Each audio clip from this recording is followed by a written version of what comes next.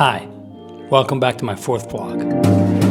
So we're back plotting and scheming to get this board game developed, and I thought this week we could take a deep dive into some of the lore of the game, and most importantly one of the factions and its play patterns, which are probably going to emerge when players decide to play with these cards. The faction we're going to take a look at is called the Commission. We've seen it in previous videos during the Posh dedicated one, which if you haven't seen is this one right here. And it's the first one that I feel more confident embodies the idea that I had at the start, and also that reflects its values in its play pattern. It feels very well to play with the cards, and I think at this point is one of the most interesting to play with. So this faction is called the Commission, and it's actually inspired by Italian mafia. It's a crime syndicate that used to control the ruling class of the city that the game is set in, but has now fallen from grace and it's in the midst of an internal battle. With the Commission being inspired by a crime syndicate, I thought one of the most interesting play patterns would be to incorporate the idea of group actions and have many mercenaries work together to get to the final goal. So unlike other factions, the Commission actually benefits from having a lot of mercenaries on the board and have them work together to rob the central vault. This led me to develop a keyword for this interaction, which I called squad. This is how squad is written, and it has a number specified inside, which tells us how many mercenaries need to be involved in a haste to actually be able to trigger this squad ability. So for instance, in this case, if the haste involves 3 or more mercenaries,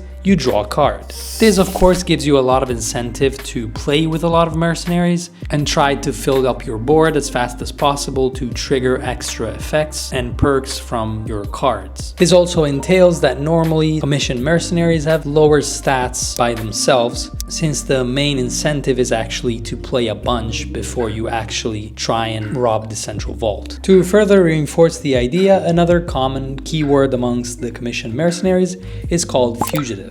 This keyword allows mercenaries to not be arrested if they would be sent to jail after a failed haste attempt. This only triggers once though, so they can have a temporary shield or a get out of jail free card, which lore-wise actually fits into the idea of them being tied to the highest power of the government and being able to fairly easily corrupt the officials that actually run the jail and the penitentiary system. To further reinforce this strategy, I actually needed a card that would boost the stats of the mercenaries that are in play and actually give tangible benefits to players that have a lot of thieves in their team. This card could actually have a fairly high cost and low stats in and of itself, so that it would be more balanced in other decks that don't really rely on playing a lot of mercenaries and therefore would actually sort of self-regulate as far as balancing is concerned. At least that's where I'm hoping. One of the main problems is actually that even though cards can be played with different resources, I don't really have a restrictive mana system like, I don't know, Magic the Gathering. Therefore, it would be fairly easy to actually make a deck that only plays with good cards and beats all the other ones. This actually gives me a fairly hard design challenge, as cards normally need restrictions in and of themselves before actually being printed if I don't want to risk messing up the whole meta. So,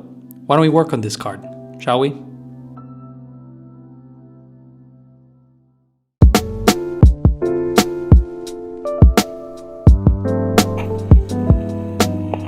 When the elder leader founded the Commission, he delegated his duties to his closest family members and a few trusted individuals. As the syndicate grew its tentacles, he soon realized that, to preserve his unwavering influence on the system, he had to maintain a close eye on its many ranks.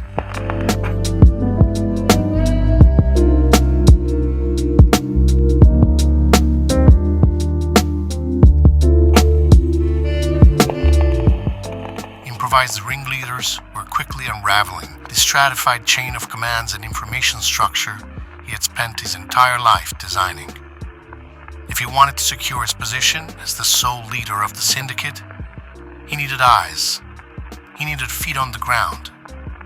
He needed unquestioning, ruthless lieutenants he could blindly trust with his own life.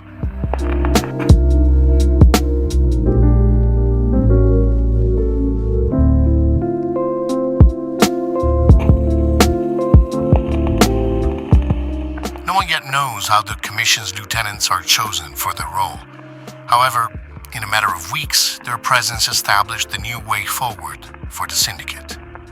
No more factions, no more pit bosses, just a single thread that linked every squalid corner of a broken city to the Elder Leader's palace.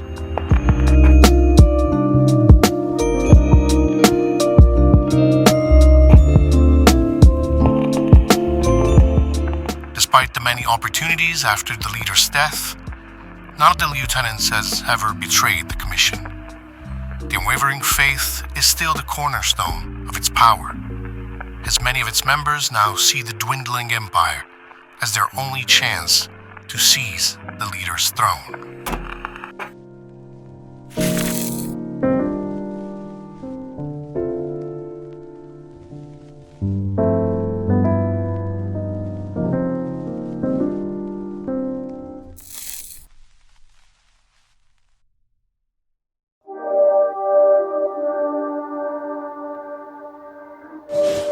Alright, okay. I hope I was able to give you a fairly comprehensive view of what this faction looks like and plays, but I'm sure by the time I can show you some of the playtesting, maybe you'll get a better grasp of these ideas. The upcoming week is insane. I have tons of clients work, I have tests, I have parties I have to go to, so I'm trying to film ahead as much as possible so that I can actually put out a video on time, because I'm trying to stick to a weekly basis update. So hopefully I don't miss next week's upload, but if I do, just be kind with me, okay? I'm trying my best. Okay, Posh is looking at me crazy, so I gotta go feed the monster.